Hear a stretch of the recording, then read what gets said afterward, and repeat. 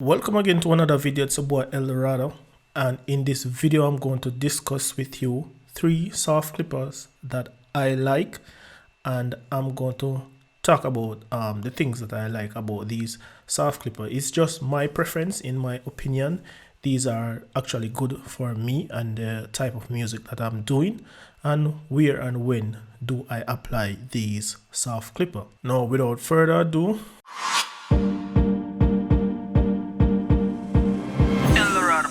outstanding. I conjure a little beat here just for demonstration purposes, and this is what the beat actually sounds like.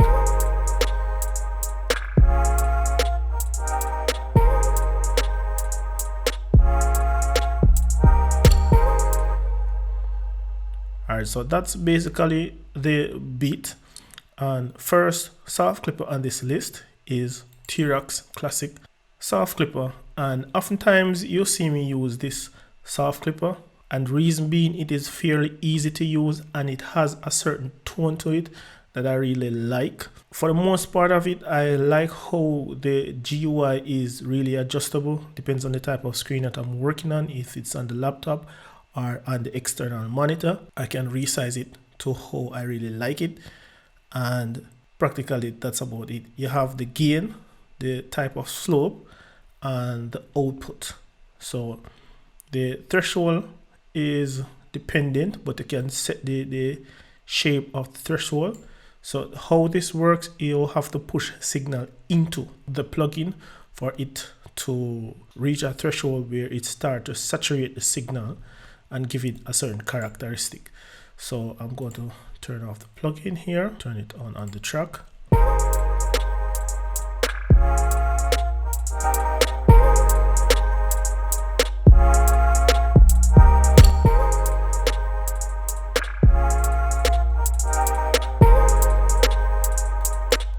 Not only it adds volume to the track, but it also helps it to give it a more fatter and rounder sound. And I like to use this whenever I'm finished making a beat, just to give it a little bit of volumes. I rarely mix my beats before I even send them off to artists or stuff like that. What I mostly do is balance it, turn it up, get the track record, and then mixing. So I really want the beat or the recording of the session to be on an optimal level for demo purposes. I want the beat to be on a certain level, or the recording, I also use this in recording also, for it to be on a level for playback or listening purposes after I finish doing what I am doing. Next plugin on this list is Standard Clip from Sir Adele Tools, and this plugin has a lot of controls on it from the previous plugin that I've shown you so far in the video, and a lot more things going on underneath it. First and foremost, you have oversampling, and the oversampling, it is really exaggerated, but what I like to do with this particular plugin is set it to offline, like ×8 or 16, to whenever I'm doing rendering, it takes care of aliasing and so forth like that in the audio. I like to use this. That's one of the reasons why I like to use this sort of soft clipper. And you have the 3 different modes here. You have this classic, pro, and hard clipping, and you can also toggle on and off your ceiling if you need it on it or not. And pretty much that's it for this plugin. So I'm going to turn the ceiling on here to about minus something there.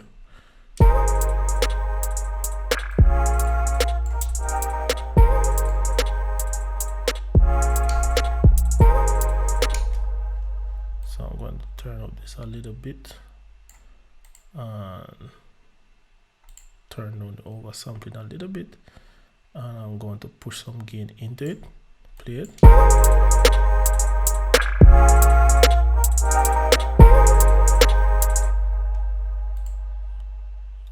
I'm going to change the clipping mode here.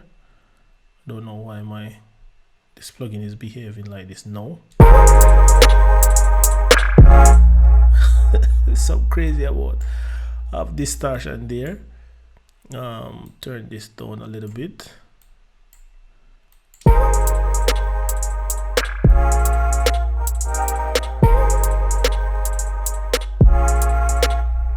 I'm really liking that. Turn up the oversampling to around 8.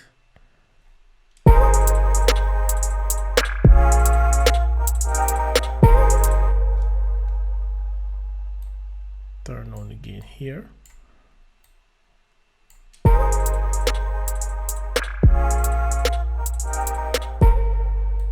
I'm going to push the gain on the input.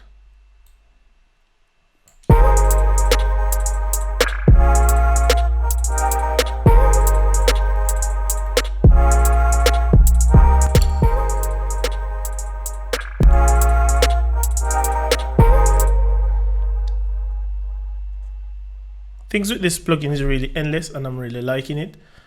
And that's one of the most, the oversampling mode is one of the reason why I use this. Like whenever I finish record a session, I use this just to turn it up, and so I have sufficient amount of controls in order to do whatever I want to do. And I also add it to, like when I'm mixing, like the end of the chain, I like add it just to give it that sound that it gives. It has a very pleasant sound to it, and I really like this plugin, so I recommend it to you. You can really use it too.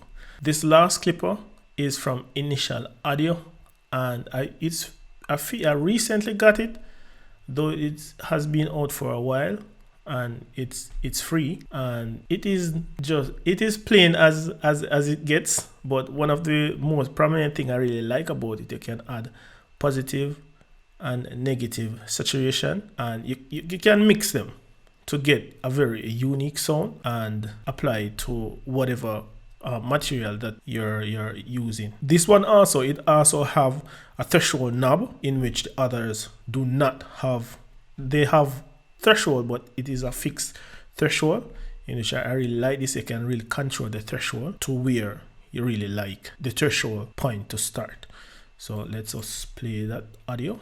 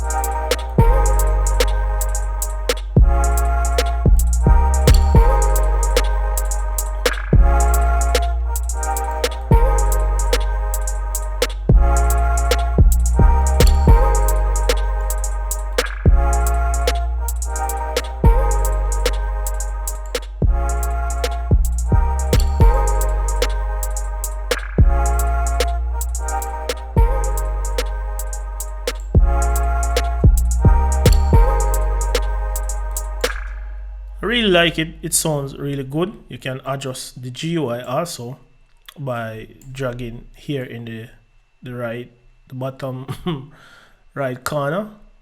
Oh, it can get much more bigger than that. Well, it is fine enough. Tiny clipper, big clipper. Yeah, it's really adjustable. I really like it. I like the saturation thing here going on. You can really mix positive and negative saturation. I think it's even an odd or something of the sort there, but they don't explain what type of saturation going on here, if it's tape or saturation from hardware or so forth, like tube saturation or so forth like that.